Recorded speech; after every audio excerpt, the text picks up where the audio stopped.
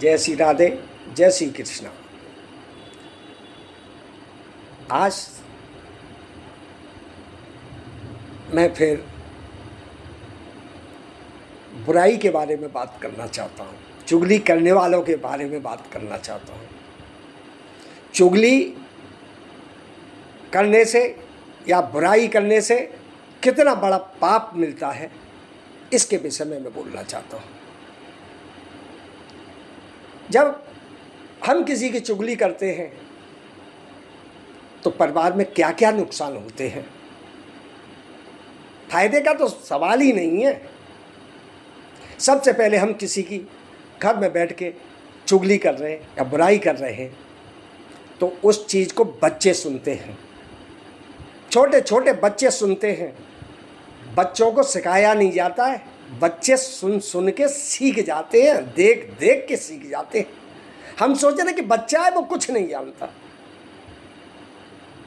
क्या बच्चे को कभी हमने बोलना सिखाया क्या? देखते देखते वो कैसे बोलने लगा, अच्छी तरह हमारी जो भाषा है उस भाषा में अच्छी तरह बात करने लगा। तो वो हर चीज़ को क्यों नहीं बोल सकता है, क्यों नहीं समझ सकता है? तो सबसे पहले हम बुराई करते हैं तो हमारे बच्चों पर बुराई का असर होता है, और बुराई एक पाप है। बुराई करने से होता क्या है? आप किसी के बारे में बुराई कर रहे हैं तो आपको ये मालूम होना चाहिए कि आपके पुण्य जो हैं उसके पास जा रहे हैं जिसकी बुराई कर रहे हैं। आपने जो अच्छा किया, सबका मालिक जिसकी बुराई कर रहे हैं वो हो जाता है, और जिसकी बुराई कर रहे हैं उसके पाप, सारे पाप बुराई करने वाले के पास आ जाते हैं। तो बुराई एक ऐसी चीज है, इससे बड़ा पाप कोई भी नहीं है। आप देख लेना, जो बुराई करते हैं ना, सबसे पहले तो घर से निकल के इधर से उधर, इधर बैठेंगे, उधर बैठेंगे, उधर बैठेंगे, उसके बारे में ये कहेंगे, उसके बारे में ये कहेंगे, लेकिन अपने बारे में नहीं सोचेंगे। उन्हें तो कोई व्यक्ति चाहिए कहने के लिए। जिन लोगों को बुराई करने की आदत होती है अपना समय बर्बाद करते हैं और पाप के भागी बनते हैं।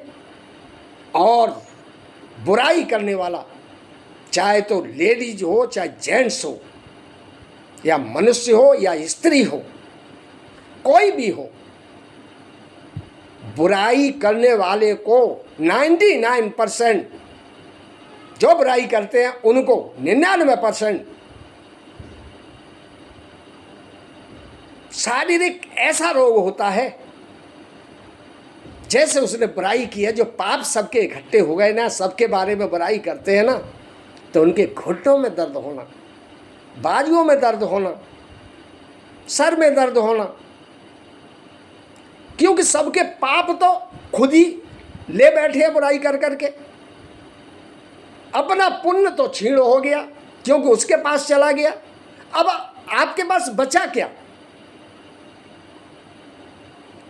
इसलिए बुराई जो है ना, हमें कभी किसी की भी बुराई नहीं करनी चाहिए, चाहे कुछ भी हो, किसी भी परिस्थिति में हो।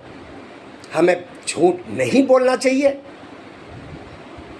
लेकिन इंसान की फितरत में ऐसा है, बिना झूठ के इस कलयुग में काम ही नहीं चल रहा है।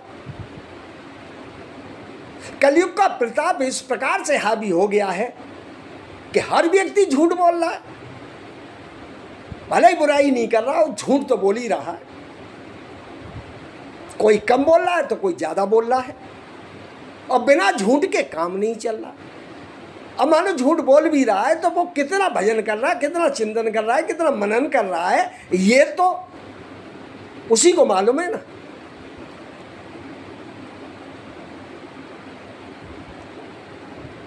तो झूठ भी एक ऐसी चीज है, झूठ कम से कम हम अपने पर कंट्रोल करेंगे या झूठ नहीं बोलेंगे तो हमारे अंदर दया का भाव जागेगा, दया का भाव जागेगा। जब दया का भाव हमारे अंदर जागेगा तो हमारे अंदर क्षमा का भाव भी जागेगा। क्योंकि कोई कुछ कह भी जाए तो व्यक्ति में क्षमा करने की भी क्षमता होनी चाहिए।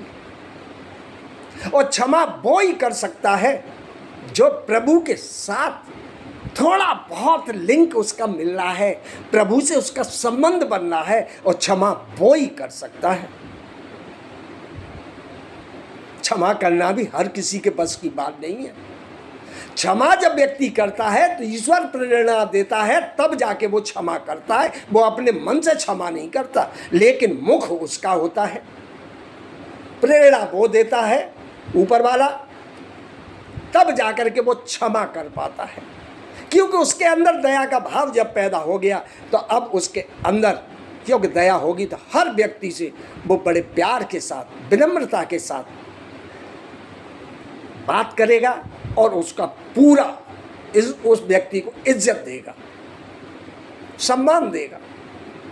सम्मान दुनिया देगी, फूलेगा फलेगा जो माता पिता और गुरु की सेवा में जो रहेगा। इन्हीं लोगों को सम्मान मिलेगा। माता हो, पिता हो, गुरु हो, इनको सम्मान दोगे तो आपके विचार स्वतः ही अपने आप ही परिवर्तित हो जाएंगे। आप गलत रास्ते पर जाएंगे ही नहीं।